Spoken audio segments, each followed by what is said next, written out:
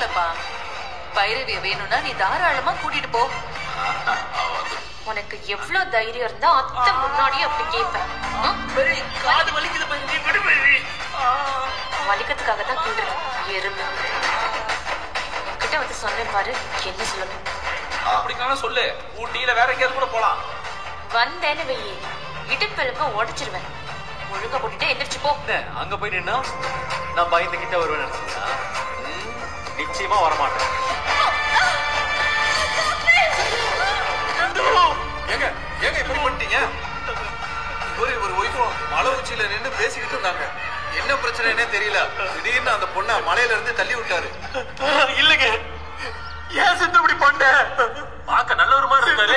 பொண்டாட்டி கூட்டிட்டு வந்து மலையில இருந்து தள்ளி விட்டு போங்க. யாரையும் நம்பி வெளியே வர முடியல.